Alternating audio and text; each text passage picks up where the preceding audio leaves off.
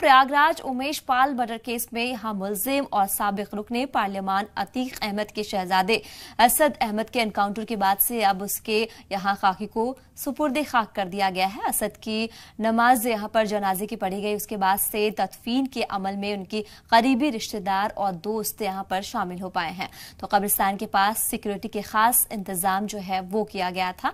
बिना आईडी के किसी को भी अंदर जाने की इजाजत नहीं थी।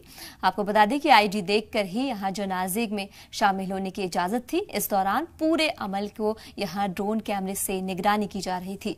आखिरी रसूमात में यहाँ वीडियोग्राफी की गई। यहाँ पर प्रयागराज में कसारी मसारी में वाक़ कब्रिस्तान में तदफीन अमल में आई है। तो वहीं अतीक अहमद और अशरफ अहमद को आखिरी रसूमात में शिरकत की इजाजत नहीं मिल पाई है और असद की वालिदा यहाँ शाइस्ता परवीन भी अपने बेटे का आखिरी दीदार नहीं कर सकी।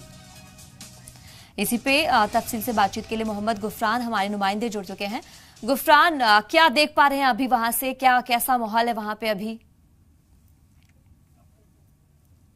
देखिए, असद के जो जनाजा है उसके नमाज जो है पढ़ाई गई, उसके बाद उसकी जो मिट्टी है दी गई है। तमाम जो उसके करीबी रिश्तेदार थे, परिवार से जुड़े, उनको इस मिट्टी में शामिल होने की इजाज़त दी गई, क्योंकि बड़ी संख्या में जो लोग हैं आसपास के तमाम जो अतीक अहमद के करीबी हैं उनके भी आने की जो सूचना थी इस तरीके की।